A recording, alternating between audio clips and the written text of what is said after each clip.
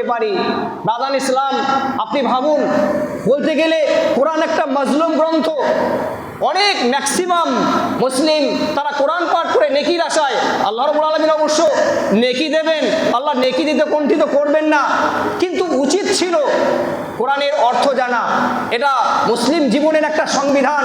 একটা মুসলিম কিভাবে জীবনযাপন করবে, তার জীবন পদ্ধতি কেমন হবে, তার কৃষ্টি কালচার কেমন হবে, এটা জানার জন্য কোরআনের অর্থ আমার জানা দরকার। দুঃখের বিষয়, আমরা সারা জীবন সূরা ফাতিহা যত পাঠ করি, এত পাঠ কোনো সূরাটা পড়ি না। দেখা যাবে এমনও মুসাল্লি আছে যারা সূরা ফাতিহার অনুবাদটাও জানে না। আমি আল্লাহর কাছে কি চাইলাম এটুকু আমি জানি না। সূরা ফাতিহা যাকে উম্মুল কোরআন বলা হয়েছে, কোরআনের জননী, এর একাধিক নাম আছে। সূরাতুশ শিফা, আরোগ্যদানকারী সূরা, সাবুল মাসানি, বারবার পঠিত সূরা। ব্রাদার ইসলাম, একাধিক নাম আছে। সূরা ফাতিহা এত বড় একটা গুরুত্বপূর্ণ সূরা, সেটারই আমরা অর্থ জানি না। রবীন্দ্রনাথের কথায় রবীন্দ্রনাথ বলেছেন, শিক্ষাকে আমরা বহন করলাম, বাহন করতে পারলাম না। রাজান ইসলাম, সারা জীবন আমি কোরআন পাঠ করে গেলাম, সূরা ফাতিহা পাঠ করে গেলাম, সূরা নাস পাঠ করে গেলাম, সূরা ফালাক পাঠ করে গেলাম, অথচ একটা বারের জন্য আমার মনের মধ্যে এই কথাটা উদয় হলো না, আল্লাহ রাব্বুল আলামিন এই সূরার মধ্যে কি বার্তা দিয়েছেন, কি বলতে চেয়েছেন, এটা জানা দরকার ছিল। আর এজন্যই আমাদের ভক্তি আসে না। একটা জিনিস, একটা বই, একটা ইংরেজি বই যদি আপনাকে দেওয়া হয় আর আপনি যদি তার অর্থটা উপলব্ধি করতে না পারেন, আপনি, আমার মনে হয়, একটা পৃষ্ঠা দূরের কথা একটা লাইনও পড়বেন না। অথচ কোরআন এর অর্থ আমরা বুঝি না, তারপরেও পড়ি, ভক্তি নিয়ে পড়ি। এটা আল্লাহর দান।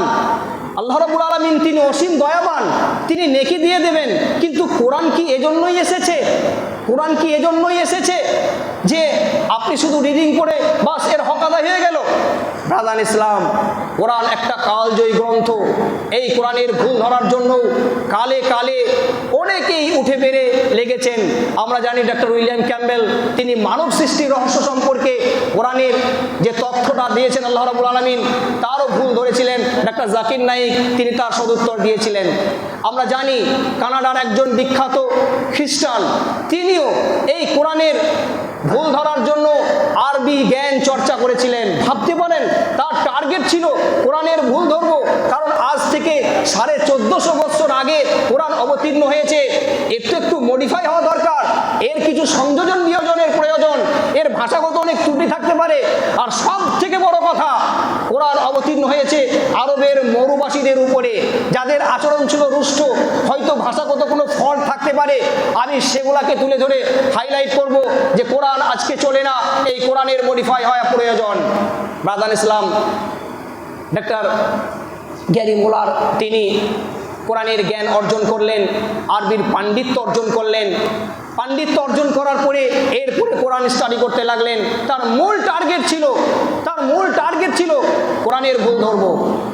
ব্রাদার ইসলাম, এরপরে তিনি সেই মানসিকতা নিয়ে কোরআন স্টাডি করতে লাগলেন। প্রথমে সূরা ফাতিহা, আমরা জানি কোরআনের প্রথম সূরা ফাতিহা। সূরা ফাতিহা পাঠ করে শেষ করে দিলেন, কিচ্ছু পেলেন না। এরপরে সূরা বাকারা, প্রায় আড়াই পারা, 286 আয়াত, কিচ্ছু পেলেন না। এরপরে 3 নম্বর সূরা আলে ইমরান। সূরা আলে ইমরান 200টা আয়াত আছে। একদম চিন্তা ভাবনা করে গভীর মানসিকতা রেখে তিনি স্টাডি করছেন, উদ্দেশ্য ভুল ধরব, কিছু পেলেন না। এরপরে 4 নম্বর সূরা নিসা। সূরা নিসার সম্ভবত 84 নম্বর আয়াতে, সূরা নিসার 84 নম্বর আয়াতে যখন উপনীত হলেন, তিনি চেয়েছিলেন ভুল ধরতে, ভুল তো পেলেন না, তার ভিতরটা উজ্জ্বল হয়ে গেল। তিনি কোরআনের কাছে নিজেকে সারেন্ডার করলেন, যেখানে আল্লাহ রাব্বুল আলামিন বলেছেন, আফালা ইয়াতাদাব্বারুনাল কোরআন ওয়ালাউ কানা মিন গায়রি ইনদিল্লাহ লাওয়াজাদু ফীহি ইখতিলাফান কাসীরা। মানুষ কেন কোরআনকে নিয়ে গবেষণা করে না? কোরআন যদি কোনো মানব রচিত গ্রন্থ হতো, তাহলে এর মধ্যে একাধিক ভুল পেত, অনেক ভুল পেত, একটা থিওরির সঙ্গে আর একটা থিওরির টক্কর পেত, মতবিরোধ পেত। এখানে যখন কোনো থিওরির টক্কর নেই, মতবিরোধ নেই, এটা প্রমাণ বহন করে, এটা কোনো মানব রচিত গ্রন্থ নয়, এটা ঐশী গ্রন্থ, আল্লাহ রাব্বুল আলামিনের পক্ষ থেকে এসেছে। ব্রাদার ইসলাম, এই আয়াতের কাছে গিয়ে তিনি নিজেকে সারেন্ডার করলেন এবং ইসলামের সুশীতল ছায়ায় আশ্রয় নিলেন। এসেছিলেন কোরআনের ভুল ধরতে, হয়ে গেলেন কোরআনের আশিক, কোরআনের সেবক হয়ে গেলেন। আমি বলতে চাইছি এটা কেন সম্ভবপর হয়েছে? ডক্টর গ্যারি মোলার তিনি ইসলামের আলোকছটা কেন পেয়েছেন? তার একটাই কারণ, তিনি কোরআনের জ্ঞান অর্জন করেছিলেন, তিনি আরবি ভাষা অর্জন করেছিলেন। ফলে গভীরভাবে তিনি অধ্যয়ন করে ভুল না পেয়ে ইসলামের আসল তত্ত্বটা তিনি পেয়ে গেলেন। ইসলামের মণিমুক্তা যেটা লুকিয়ে ছিল গোপন কুঠিরে, সেটাকে তিনি লুট করে নিলেন, পেয়ে গেলেন। ফলে ইসলামের সুশীতল ছায়ায় আশ্রয় গ্রহণ করলেন। বাগান ইসলাম আজকে মুসলিম, আজকে আমাদের ঘরে ঘরে কোরআন দেখবেন জুজদানে রাখা আছে, একটা ময়লার আবরণ পড়ে গেছে, স্তর পড়ে গেছে। আমরা জানি যখন রমজান মাস আসে তখন পাঠ করতে হয়, সারা বছর আর পড়ি না। কোরআন প্রত্যেকটা দিন আপনাকে পড়তে হবে। এমন একটা গ্রন্থ, প্রত্যেকটা বর্ণে বর্ণে বারবার বললাম যে নেকি পাওয়া যায়, অথচ সেই কোরআন থেকে আজকে যদি সার্ভে করা হয় দেখা যাবে 90% পুরুষ তারা কোরআন পড়া জানে না, রিডিং পড়াও জানে না। মেয়েরা জানে কেন? আমাদের সমাজে একটা কুপ্রচলিত আছে যে মেয়েদেরকে কোরআন না পড়ালে তাদের যখন বিবাহের সময় হবে, নবসম্বন্ধ আসবে, তারা হয়তো জিজ্ঞাসা করবে যে মা একটু কোরআন পড়ো তো। যদি কোরআনটা না পড়তে পারে তাহলে লজ্জার বিষয়, মাথাটা হেট হয়ে যাবে, তার পরিবার লজ্জায় মুখ ঢাকবে যে সামান্য কোরআনটাও শিক্ষা দেয়নি। এই লজ্জা থেকে বাঁচানোর জন্য প্রত্যেকটা মেয়েকে মসজিদে পাঠানো হয় কোরআন শিক্ষার জন্য। তাহলে কি কোরআনের রিডিং পড়া এটা শুধুমাত্র নারীদের উপরে ফরজ, পুরুষের উপরে নয়? অথচ আল্লাহ রসুল জনাবে মুহাম্মদুর রাসূলুল্লাহ সাল্লাল্লাহু আলাইহি সাল্লাম বললেন, তলাবুল ইলমি ফরিদা আলা কুল্লি মুসলিম। প্রত্যেক নর নারীর উপরে, প্রত্যেক মুসলিম নর নারীর উপরে জ্ঞান অর্জন করা ফরজ, কোরআনের শিক্ষা অর্জন করা ফরজ। ফলে আজকে আমরা যারা গার্জিয়ান আছি আমাদেরকে সচেতন হতে হবে, নচেত কাল কিয়ামতের মাঠে আমাদেরকে আল্লাহ রাব্বুল আলামিন পাকড়াও করবেন। আমরা প্রত্যেককেই দায়িত্ববান। আল্লাহ রসুল জনাবে মুহাম্মদ রাসূলুল্লাহ সাল্লাম তিনি বলেছেন, আলা কুল্লুকুম রাইন ওয়া কুল্লুকুম মাসউলুন আন রাইয়াতিহি। খবরদার, খুব সাবধান, তোমরা প্রত্যেককেই দায়িত্ববান। আর আল্লাহ রাব্বুল আলামিন কাল কিয়ামতে তিনি তার দায়িত্ব সম্পর্কে কৈফিয়ত করবেন, জিজ্ঞাসাবাদ করবেন। বাবা তিনি তার সন্তানের গার্জিয়ান, কাল কিয়ামতে আল্লাহ রাব্বুল আলামিন তিনি জিজ্ঞাসা করবেন, তুমি তোমার সন্তানদেরকে কতখানি ইসলামের পথে পরিচালিত করেছিলে? ব্রাদার ইসলাম, যদি আমরা এর উত্তর না দিতে পারি ফেঁসে যাব। অতএব উচিত, এর থেকেও পরিতাপের বিষয়, আফসোসের বিষয়, আসলে গার্জেন সে তো নিজেই নামাজি নয়, তাহলে তার সন্তানদেরকে কি করে বলবে? অনেক সময় দেখা যায় সন্তান নামাজ পড়ে, গার্জেন পড়ে না। লজ্জার বিষয়। আমাদের প্রত্যেককেই আমাদেরকে মসজিদমুখী হতে হবে, নামাজ পড়তে হবে। আমরা নামাজই পড়ি না, কোরআনও পড়ি না, নামাজটাই পড়ি না, কোরআন তো দূরের কথা। ব্রাদার ইসলাম, আজকে এই সভা থেকে আমি আপনাদেরকে বার্তা দিতে চাই, আমরা যেন কোরআনের শিক্ষা করতে পারি। কারণ এই সময় আল্লাহ রাব্বুল আলামিন যে আয়ুষ্কাল দিয়েছেন এটা সীমিত। যেটা আল্লাহ রাব্বুল আলামিন দিয়েছেন, এই চূড়ান্ত সময় যখন হয়ে যাবে তখন আর কোনো সময় দেওয়া হবে না, এক মুহূর্ত পর্যন্ত অবকাশ দেওয়া হবে না, আমাকে পৃথিবী ছেড়ে চলে যেতে হবে। ফলে তখন যদি আমি হাজার আফসোস করি কোনো লাভ হবে না। আল্লাহ রসুল জনাবে মুহাম্মদ রাসূলুল্লাহ সাল্লাল্লাহু আলাইহি ওয়াসাল্লাম একটা সুন্দর হাদিস বলেছেন। হাদিসটা সহিহ তারগিবের হাদিস, হাদিস নম্বর 3355। বর্ণনাকারী সাহাবী আব্দুল্লাহ বিন আব্বাস রাদিয়াল্লাহু তাআলা আনহু, আল্লাহ রসুলের চাচাতো ভাই, যিনি ছিলেন রাইসুল মুফাসসিরিন, কোরআনের সব থেকে শ্রেষ্ঠ ভাষ্যকার। এটা ছিল আল্লাহ রসুলের দোয়া। আল্লাহ রসুলের দোয়া, আব্দুল্লাহ বিন আব্বাস বাচ্চা ছেলে, তার এক খালার সঙ্গে আল্লাহ রসুলের বিয়ে হয়েছিল, যার নাম ছিল জাইনাব। জাইনাবের যেদিন পালি, আল্লাহ রসুল জাইনাবের ঘরে আছেন, সেদিন আব্দুল্লাহ বিন আব্বাস তার খালার বাড়িতে গেছেন। উদ্দেশ্য যে আল্লাহ রসুলের নৈশ আমলটা আমি দেখব, রাত্রিকালীন আমলটা আমি দেখব, আল্লাহ রসুল তিনি কি করেন। ব্রাদার ইসলাম, আল্লাহ রসুল তিনি ঘুমিয়ে পড়লেন। এরপরে শেষ প্রহরে তিনি উঠলেন। আব্দুল্লাহ বিন আব্বাস তিনি বাচ্চা ছেলে, তার টার্গেট ঘুমানো নয়, ঘুমানোর ভান করে আছেন, তিনি দেখবেন, ফলো করছেন আল্লাহ রসুল তিনি রাত্রিকালীন কি আমল করেন। এরপরে আল্লাহ রসুল প্রত্যেকটা রাত্রে তাহাজ্জুদে নামাজ পড়তেন, এটা আল্লাহর নির্দেশ। আল্লাহ রাব্বুল আলামিন সূরা বানী ইসরাঈলে বলেছেন ফাতাহাজ্জাদ বিহি নাফিলাতাল লাক, হে নবী আপনি তাহাজ্জুদে নামাজ পড়ুন, এটা আপনার জন্য অতিরিক্ত। ফলে আল্লাহ রসুল আল্লাহর এই নির্দেশে তিনি প্রত্যেক নাইটে তাহাজ্জুদে নামাজ পড়তেন। আল্লাহ রসুল তিনি উঠলেন, ওঠার পরে সূরা আল ইমরানের শেষ 10টা আয়াত তিনি পড়লেন। কোথায় ওঠার পরে চোখটাকে এইভাবে যে রগড়ালেন, এরপরে সূরা আল ইমরানের শেষ 10 আয়াত পড়লেন। আব্দুল্লাহ ইবনে আব্বাস তিনিও উঠলেন, তিনিও সেম করলেন। এরপর আল্লাহ রসুল তিনি তার প্রয়োজনীয় কাজ কাদায়ে হাজাত, মানবিক চাহিদা সম্পাদন করার জন্য তিনি ল্যাট্রিনে গেলেন। এরপরে সম্পাদন করতে গেছেন, আব্দুল্লাহ ইবনে আব্বাস আল্লাহ রসুলের ওযু করার জন্য একটা পাত্রে পানি রেখে দিয়েছেন। আল্লাহ রসুল তিনি তার শৌচকাজ সম্পাদন করার পরে ফিরে এসে দেখছেন বাহ, লোটাতে পানি রাখা আছে। তিনি তার স্ত্রীকে জিজ্ঞাসা করলেন পানিটা কে রেখেছে। তিনি বললেন যে আমার বোনের ছেলে আব্দুল্লাহ ও রেখেছে। আল্লাহ রসুল খুশি হলেন, একটা বাচ্চা ছেলে জানে যে ওযু করার জন্য পানি লাগে, পানিটা রেডি করে রেখে দিয়েছে। আল্লাহ রসুল খুশি হলেন, আর খুশি হয়ে তিনি এই দোয়াটা দিলেন, আল্লাহুম্মা ফাক্কিহু ফিদ্দীন ওয়া আল্লিমহু তা'ওয়িল। আল্লাহ তুমি এই বালকটাকে দ্বীনের ফাকিহ জ্ঞানী বানাও এবং কোরআনের ভাষ্যকার বানাও। আল্লাহ রসুল তিনি মুস্তাজাবুদ দাওয়াত ছিলেন, যে দোয়া করতেন সে দোয়া গৃহীত হতো। আল্লাহ রসুল তিনি কাবা ঘরে নামাজ পড়ছিলেন, মক্কার 7 জন কাফির তারা আল্লাহ রসুলের উপরে উটের ভুঁড়ি চাপিয়ে দিয়েছিল। আমরা জানি সহিহ বুখারীর হাদিস আব্দুল্লাহ বিন মাসউদ থেকে বর্ণিত, আল্লাহ রসুলের উপরে উকবা বিন আবি মুআইত নিকৃষ্ট ব্যক্তি, সে উটের ভুঁড়ি চাপিয়ে দিয়েছিল।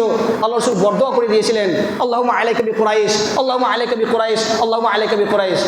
তারপরে প্রত্যেকের নাম নিয়ে আল্লাহ রসুল বরদোয়া করলেন যে আল্লাহ তুমি কুরাইশকে গ্রেফতার করো।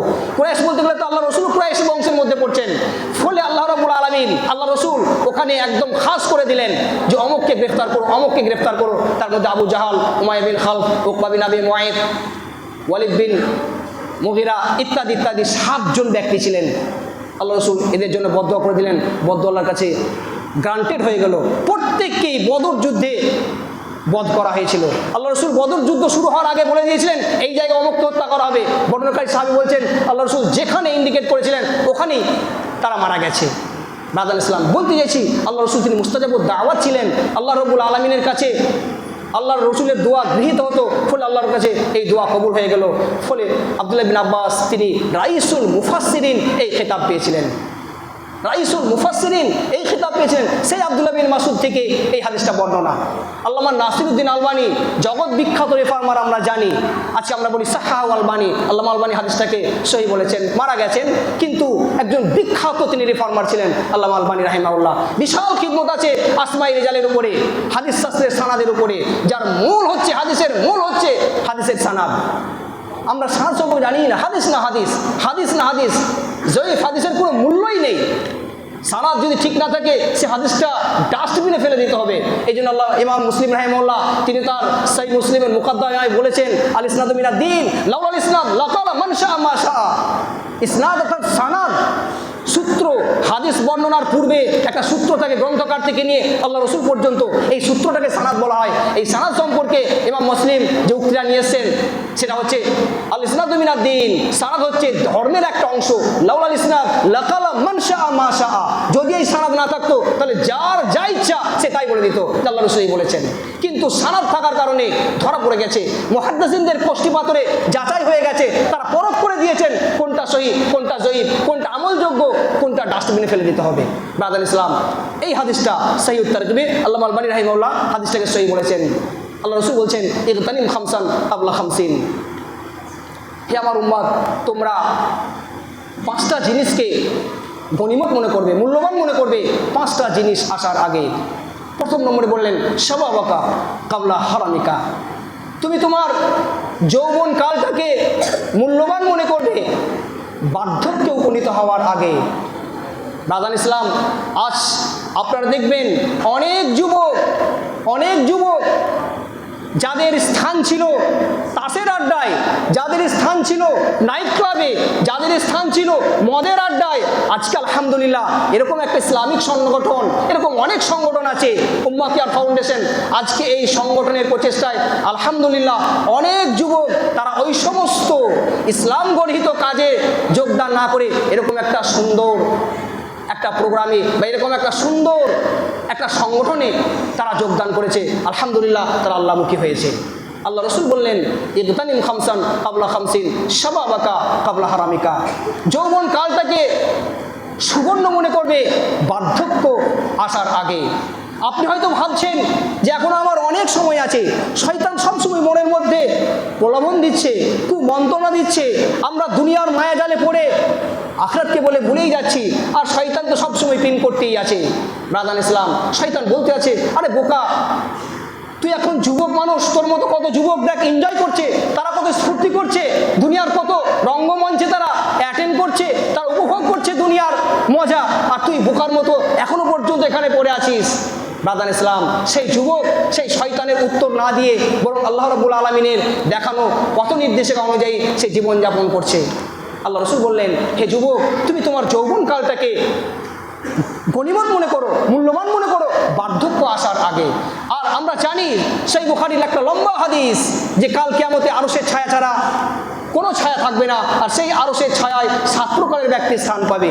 তার মধ্যে এক প্রকার ওয়াশাবুন নাশা ফি ইবাদাতিল্লাহি তাআলা, ওই সমস্ত যুবক যারা নিজের যৌবনকালটাকে আল্লাহর রাস্তায় অতিবাহিত করলো, তারা এই আরশের তলায় স্থান পাবে। ব্রাদার ইসলাম, আমি বলতে চাইছি যে ওই 7 জনের মধ্যে কোনো বুড়োর কথা আসেনি কো, একজন যুবক। কারণ যৌবনকাল এই রক্ত গরম থাকে, মন উতলা থাকে, অনেক কিছু করতে ইচ্ছা হয়, তারপরও সে নিজের মনটাকে কন্ট্রোল করে আল্লাহ এবং আল্লাহ রসুলের দেওয়ার বিধানের কাছে, এই জন্য তার এই ফজিলত। তাই আমি বলবো, হে যুবক, হে যুবক, সময় এসেছে ইসলামকে চেনার।